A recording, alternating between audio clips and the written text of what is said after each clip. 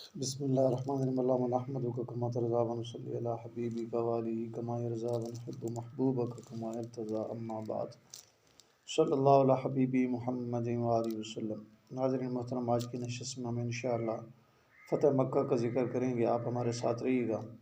اس سے پہلے اگر آپ نے ہمارا چینل سبسکرائب نہیں کیا تو سبسکرائب کریں، گھنٹی کے بٹن کو دبائیں تاکہ آنے والی ویڈیوز کا نوٹیفیکیشن آپ کو وقت پر پہنچ سکے۔ ویڈیو کو لائک کریں، شیئر کریں اپنے واٹس ایپ گروپ میں۔ تو آئیے شروع کرتے ہیں۔ اس غزوہ کا سامان یہ ہوا کہ خزاعہ کو صلح حدیبیہ میں حضرت صلی اللہ علیہ وسلم کے عہد میں اور بنی بکر قریش کے عہد میں ہو گئے تھے، آپس میں یہ لڑے اور زیادتی بنی بکر کی تھی۔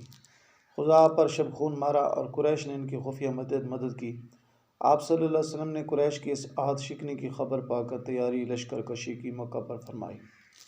مکہ پر لشکر کشی کی آپ نے جو ہے تیاری کا آرڈر دیا، اور ماں لشکر مہاجرین انصار دیگر قبائل عرب کوچ فرمایا۔ 12,000 آدمی جو ہے لشکر ظفر پیکر میں تھے۔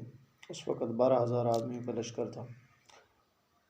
تو مکہ مکرمہ داخل ہوا اور قتال ہوا، بہت کافر مارے گئے اور بڑے بڑے سردار قریش جو ہے یہ شہر چھوڑ کر بھاگ گئے، اور جو حاضر ان کی جان بخشی فرمائی گئی۔ اس روز تھوڑی دیر کے لیے حرم میں قتال کی اجازت حق تعالیٰ کی طرف سے ہو گئی تھی۔ تھوڑی دیر کے لیے اللہ تعالیٰ نے اجازت عطا فرمائی تھی کہ حرم میں جو ہے قتال کی اجازت ملی۔ اور فتح کا قصہ نہایت جو اگر تفصیل کے ساتھ اگر آپ نے دیکھنا ہو تو تواریخ حبیب الہ کے اندر جو ہے دیکھ لیا جائے۔ آپ صلی اللہ علیہ وسلم نے خانہ کعبہ کے بتوں کو خود نیست و نابود کیا۔ بعض بت نواحِ مکہ میں تھے، ان کے توڑنے مٹانے کے لیے سرائے روانہ فرمائے۔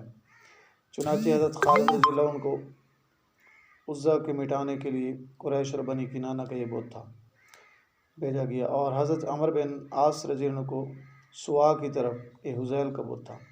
حضرت سعد بن زید رضی اللہ عنہ کو منات کی طرف بھیجا گیا، اور یہ اشہلی ہیں، حضرت سعد بن زید اشہلی رضی اللہ عنہ۔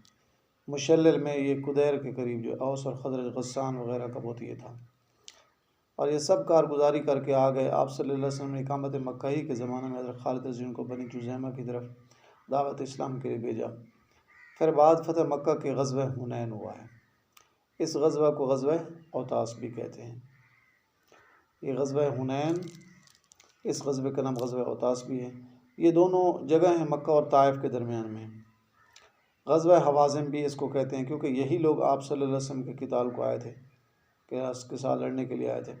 تو اعوذ باللہ، آپ صلی اللہ علیہ وسلم وہاں کے ان کفار پر بقصد جنگ جمع ہو کر تشریف لے کر چلے تھے۔ 12,000 آدمی کو لشکر لے کر گئے اور لڑائی شروع ہوئی۔